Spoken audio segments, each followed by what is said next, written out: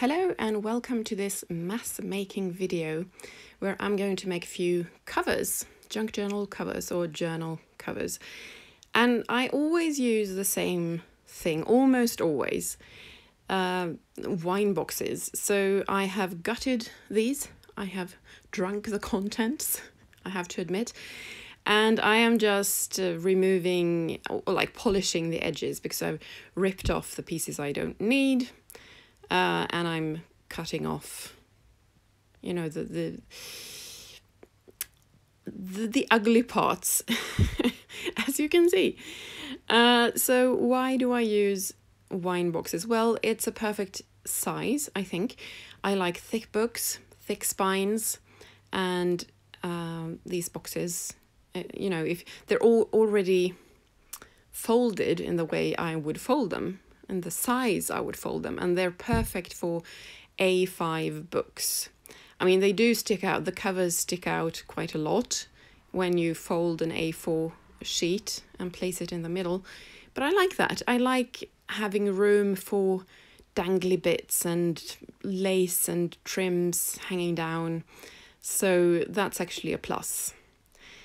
Here you can see a bit more of what I'm cutting away, the top of the box where, you know, there's a kind of plastic handle up there. So what I remove is, I mean, if you put a box, if you stand it up, like just upright, you can see that it's a book. If you remove the top, the right hand side and the bottom.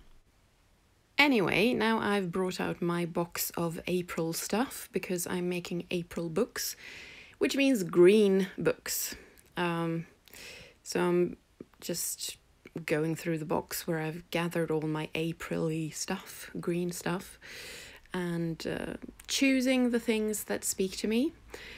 And a reason why I do these mass making projects is that I want to bust my stash. I want to not have a stash so that I can go out and buy new stuff. And these things that I'm taking out now are things that I've been hoarding for years and I haven't been inspired to use them.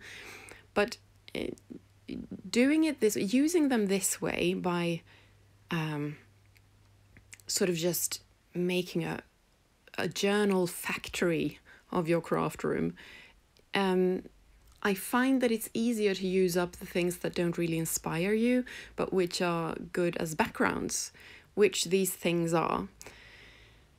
So yeah, if there's stuff just lying in your stash and you never want to use it because it's too big and unwieldy and it doesn't speak to you, maybe do it as part of a mass making project. I don't know if that works for anyone else but me, but you know, it's one thing to try.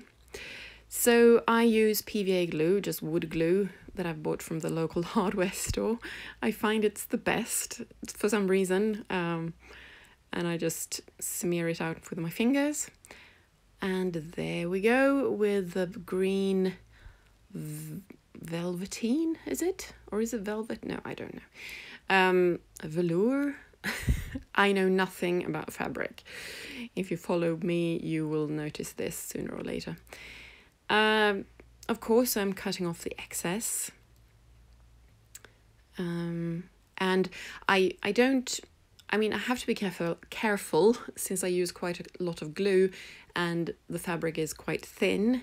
So if you push too hard, it will seep through. You probably know this already, but I'm just saying it, that I am careful. And that's it for the first book. And on to the next one. So this is what I mean. With mass making, it is a factory. Same thing again, you know, first I trimmed all the boxes, cut off the ugly parts. Now this part of the process is just gluing the fabric on to the outside of the journal and trimming off the edges. I don't glue the edges in, you know, on the inside of the cover. That's the next step because this is quicker, I find, to do the same kind of process again and again and not make that process too long, you know, not too many steps, because then you start thinking and it becomes more of a an individual project, if that makes sense. So I'm just, slapping on the fabric and trying to make it not bubbly, not creased. So I'm pulling at the fabric here to make it stick more, in a better way. And as you can see, some of it has seeped through, but things happen. And I put that off to the side, just like the first one, to dry. And on to the next one. Same thing again.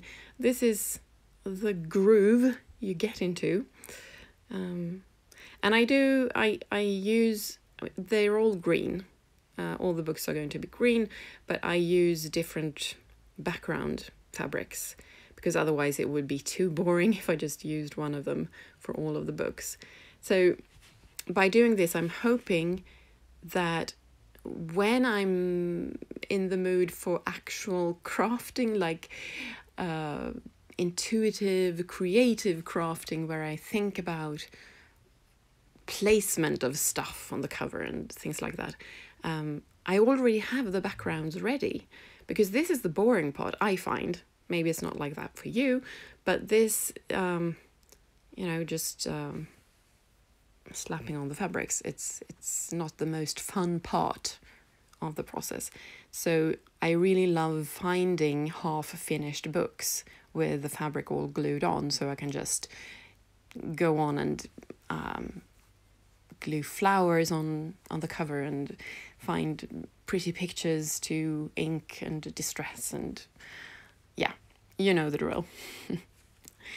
Okay, that was that one. On to the next one. And you can see I have a variety of wines that I consume. These are all different boxes. So yeah, by now I don't really know what to say. It's the same process. Just smearing out the PVA glue again. Let's see what fabric I've got this time. Drum roll. Come on. Where is it? There it is. Oh, it's the same one. I had forgotten that. I filmed this a few weeks ago, actually, and I haven't done the voiceover yet. So it's the same fabric, but it's a big fabric, a big piece. So this is my way of just getting rid of it. And off to the side to dry. Next one. This is a bit smaller.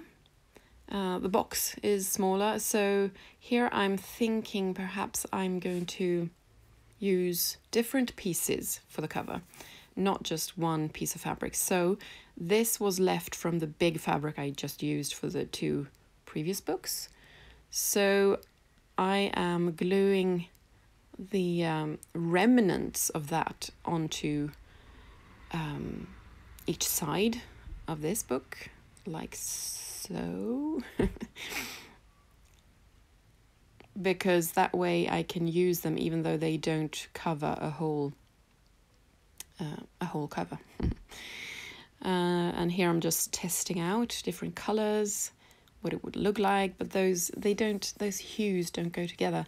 I was kind of hesitant about using this. It's a kind of what's it called, tablecloth. It's probably got a different name when it's a small one like this, but maybe it's one of those things you put on furniture. I don't know. I know nothing about fabric, as I said. But I was hesitant about using it because it's really thick and maybe it's not, good for a book. But I think if I make like a boho kind of book, it might be just perfect.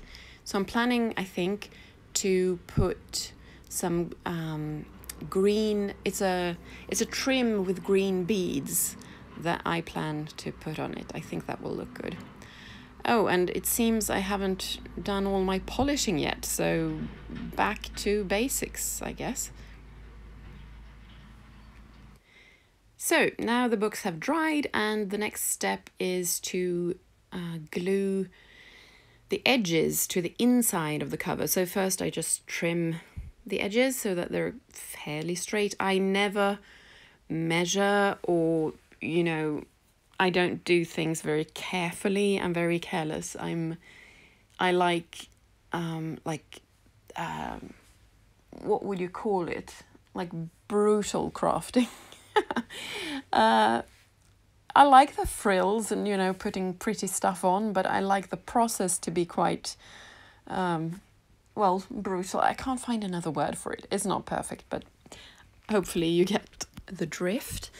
So I've put the same PVA glue on the inside of the cover, and a problem always is how to handle the edges. And I know I'm not doing it the right way. As you can see, I'm just folding the edges down and putting clips or whatever they're called there all the way around, and not really caring about the I'm really sorry about the noise. I'm going to close the window because there's a tractor out here shoveling snow. Okay, so you should either cut off the edges so they don't, I mean, now I get this kind of clump at the edges of the book, which isn't really very nice. But I don't know. I often cut the wrong way so that it doesn't look good, and I don't use corner things, you know, the corner covers you can buy. I feel like they're very beautiful, but it feels a bit wasteful to buy something new to use. If I find them at a charity shop, I will buy them, but not bloody well until. So yeah, my edges are always a bit funky, and now I'm doing the same thing again. I'm just folding in and not caring about the bunching of the fabric at the edges. And I know there are other ways to do this. You can fold in the edges first and then fold the lengths, sort of the lengths of the fabric.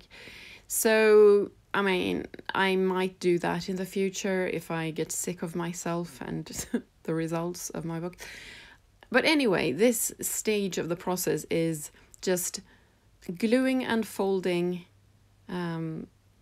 all the edges. That's it. That's what this step of the factory mass making process is. And as I said, I find this part of the process boring, and it really is a gift to future me to just do it like this, like ripping off a band-aid, just doing all the boring stuff in one go. And actually, when you do it like that, it becomes less boring, because it becomes kind of almost like a competition with yourself to do as many as you possibly can during a limited time frame. Perhaps you have to do something else afterwards, so you sort of set a timer and just do it. I guess, yeah, it's a way of motivating yourself, fooling yourself into doing the things you are hesitant about. So, what else can I say about this? Well, since I filmed this, I've actually worked on these books a little bit more. This video only shows me gluing the fabric on, but I have added some trims, not a lot, but just some initial embellishments, as it were. But I hope I have the wits, the presence of mind to film while I do the fun stuff, the decorating, I mean, I plan to put flowers on. For example, I like to buy, what are they called? They're for candlesticks. You know, the flowery things you put on candlesticks so that the candles don't run onto the table. I like to use those flowers as decorations on my journals. So I might make a video about that if anyone's interested. So, I mean, these videos are not tutorials by any stretch of the imagination. I'm thinking of them a little bit, it's like those cleaning videos that are meant as motivation, where you watch someone speed clean their kitchen or something just to get into the mood of cleaning. And this is kind of, well, that kind of video. You watch me speed mass making journal covers and maybe you get the urge to make your own.